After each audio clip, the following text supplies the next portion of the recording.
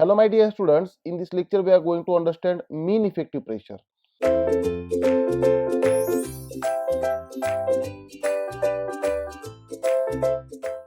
Now this mean effective pressure is also represented by PM, P suffix em, right.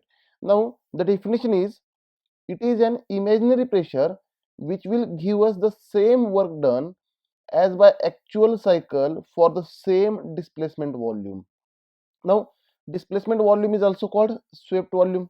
Displacement volume is nothing but swept volume, right.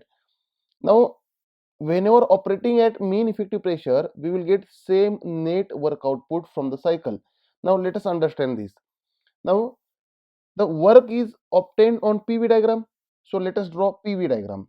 Let us consider for example Otto cycle, because already we have seen Otto cycle. So let us consider Otto cycle. Now let us draw the PV diagram of Otto cycle. Now here pressure versus volume diagram. Pressure versus volume diagram, right. Now process 1 to 2 is reversible adiabatic compression. 1 to 2 is reversible adiabatic compression. 2 to 3 is constant volume heat supply. 3 to 4 is reversible adiabatic expansion, and 4 to 1 is constant volume heat rejection. That already we know, right. These are the various processes. Process 1 to 2 is reversible adiabatic, also called isentropic compression. 2 to 3 is constant volume heat supply.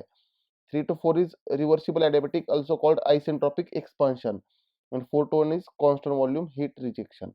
Now for this PV diagram, we know that the area enclosed by the cycle is net work output. The area enclosed by the cycle is called as net work output, right. And we know that the work net, W net, is nothing but area enclosed by the cycle. Area enclosed by cycle, or PV diagram we can say, right. Now here efficiency of Otto cycle is nothing but, we have derived formula 1 minus 1 upon Rk raised to gamma minus 1, where Rk is compression ratio. Rk is compression ratio, that is V1 divided by V2. Rk is compression ratio, which is V1 divided by V2. It is also called, the basic definition of net work output is efficiency is net work output divided by heat supply. This is the basic definition of efficiency, right.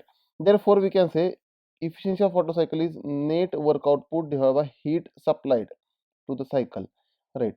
Now my dear students, therefore we can say net work output is equal to efficiency of Otto cycle into heat supplied in the cycle, right. Efficiency of Otto cycle into heat supplied in cycle. This is how we can write the efficiency of net work output from the cycle.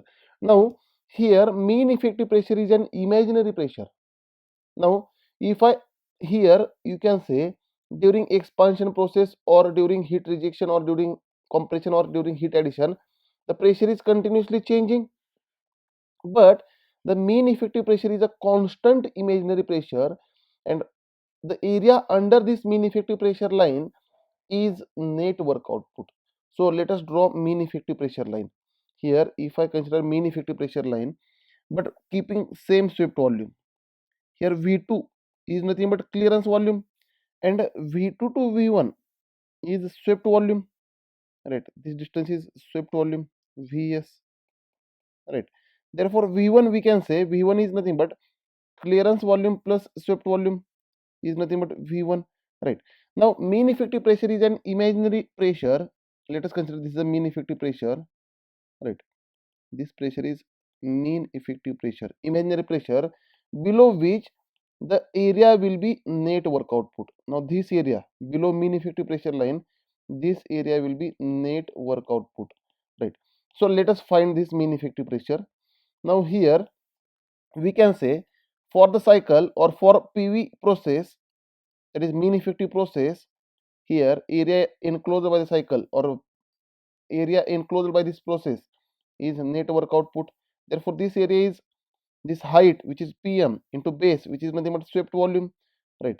Therefore we can say net work output, here net work output W net is equal to mean effective pressure into swept volume, right.